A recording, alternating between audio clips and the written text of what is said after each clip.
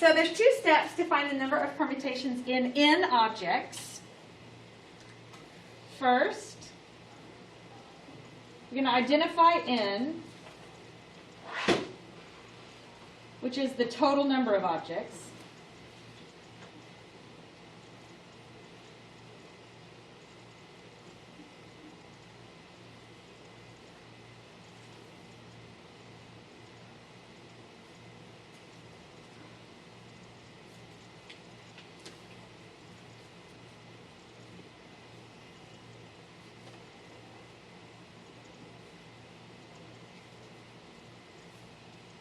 And then you've got to identify R, which is the total number of objects being chosen.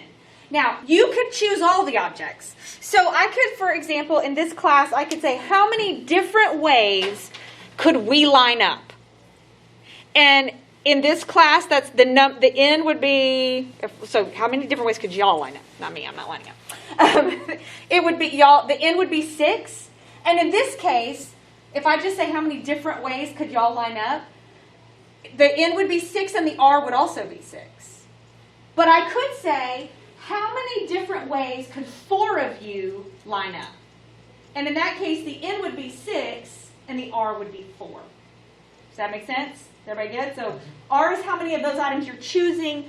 N is the total number of objects that you have. So that's the first thing you got to do is identify your N and your R. And then you are going to calculate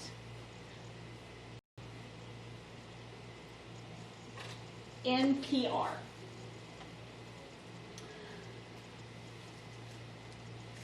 So I'm going to give you the formula for NPR.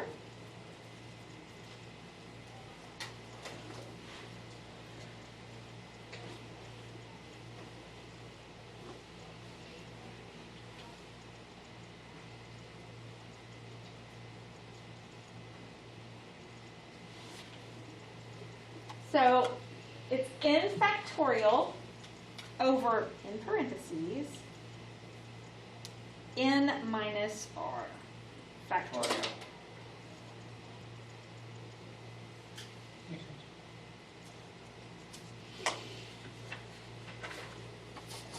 So let's do an example. Find the number of ways of forming a 5-digit code in which no number is repeated.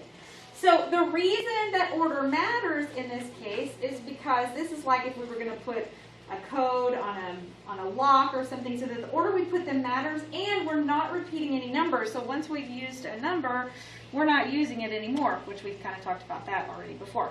So first we need to identify our N. That's our R. So what is our N? What are we choosing from? Numbers. We're close. We're choosing from digits. How many digits are there? 10. 10. 10, because we'll count 0. So N is 10, R is 5. So when we plug it into NPR, that means 10 factorial over 10 minus 5 factorial. Now before I just go plug it into my calculator, Big number. that's 10 factorial over 5 factorial. Well, yes and no, because I want you to think for just a second. 10 factorial, that's 10 times 9 times 8 times 7 times 6 times 5 times 4 times 3 times 2 times 1. And on bottom I have 5 times 4 times 3 times 2 times 1. So what happens to 5 times 4 times 3 times 2 times 1? All of that is gone, so really all I'm left with is just 10 times 9 times 8 times 7 times 6. So I'm going to write the whole thing out so it makes sense.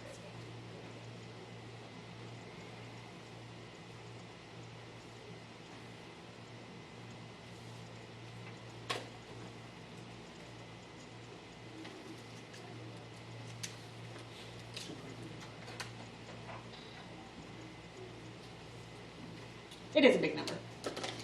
It's 30,000. 240.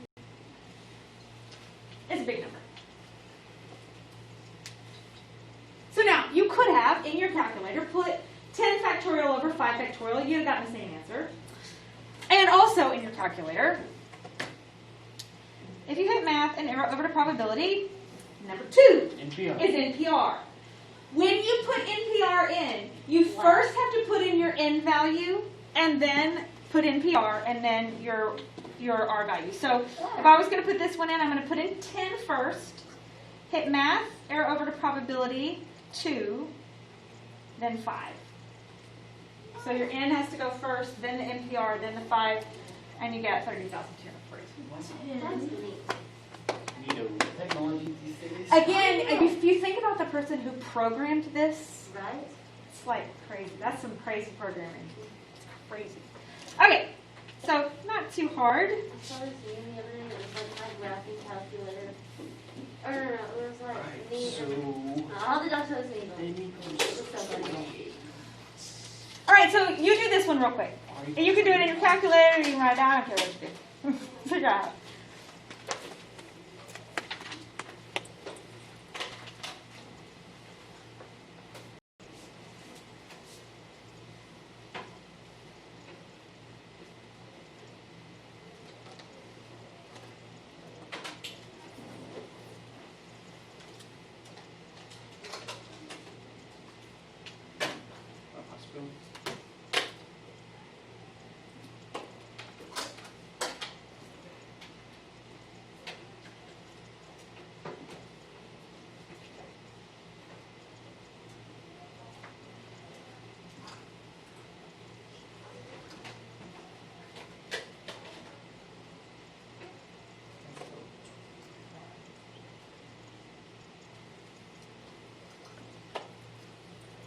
About 19,656? Yep.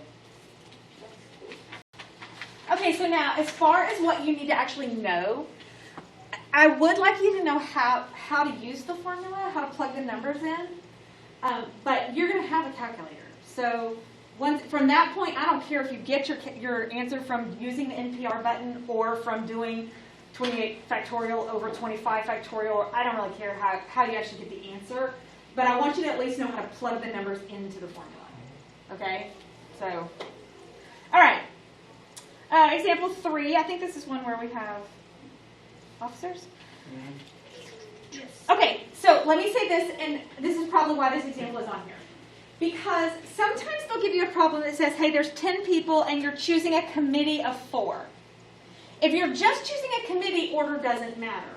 But in this case, because one is the president, one is the vice president, one is the treasurer, and one is the historian, Specific.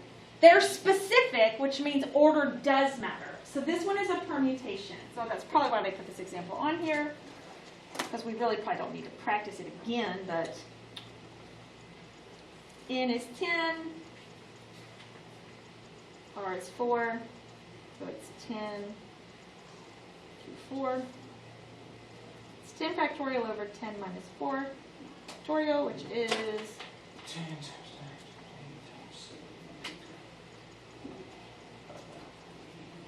5,040. Everybody good?